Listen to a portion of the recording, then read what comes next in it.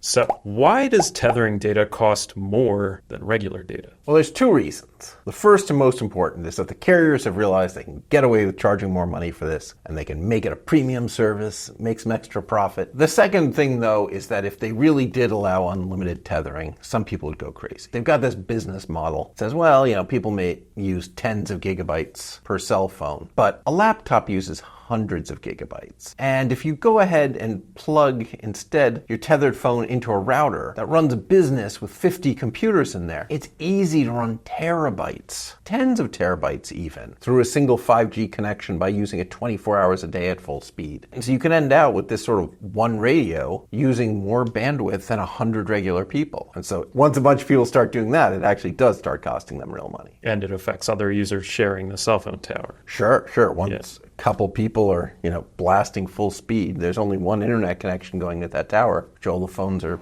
sharing. So how do carriers tell the difference between regular usage and tethering usage? That's kind of interesting. There's one field on IP packet called TTL, time to live. And that starts off at some number, and every time it goes through a router, the router lowers it by 1. And the reason it does this is to avoid loops. You can accidentally get routers set up wrong, where the packets looking for some website start going in a circle, bouncing from one router to the other one, who sends it back to the first, so on and so forth, until just the network fills with these packets bouncing back and forth, and the whole internet grinds to a halt. Well, they fixed that by putting this TTL. If the packet jumps back and forth 100 times, TTL hits 0, they throw it away. So that's what's happening. It leaves whatever phone, goes to the phone that's the hotspot. The hotspot phone knocks down the TTL, then sends it on to Verizon or whatever the carrier is. And they then spot, hey, this TTL is lower than usual. It's not a fresh packet. It's not a fresh packet. Exactly. And so they say, oh, we'll count it as tethering. Smart. Clever. So I've seen the word deprioritization.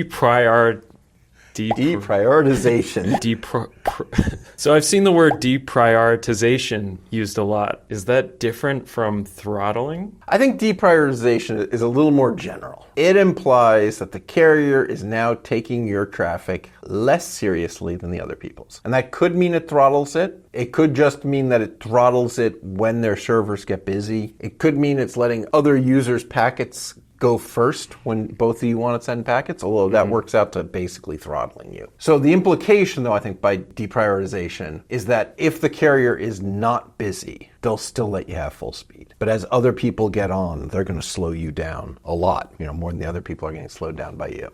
And that's not like a violation of net neutrality? No. So the concept of net neutrality is that the internet service provider has to treat all those services and websites on the internet equally. It's a violation of net neutrality to say, I'm going to slow down Netflix, but I'm going to let Peacock go at full speed. But if you say, my network is very busy, I'm slowing everyone down, that's neutral. Whether it's right or wrong, it's not a violation of network neutrality. And that's why Netflix created fast.com. It's not just a speed test to the internet, like speedtest.net is. It is a speed test to how fast you can connect to Netflix. It runs on the same exact computers, on the same IP addresses that are running the Netflix websites that are serving the videos. So if they do anything to slow down your connection to Netflix, they've slowed down the results you'll get on fast.com, right? So it's not a measurement of internet speed, it's exactly a measurement of Netflix speed for you. Those tethering limits could still be a big problem for people that want to do things like stream sports games outdoors or like event photographers. Oh yeah, it can be a huge problem trying to do these games, right? So people who try to live stream games, you can call your carrier and ask for a higher priority, larger tethering plan, and they've got you. They know you're doing something important. Maybe it's business. They'll charge you a lot more for the plans where they make sure that you're higher priority than other people, and they give you more tethering data. A lot of these things are either in stadiums where there's so many people that the carriers are running out of bandwidth,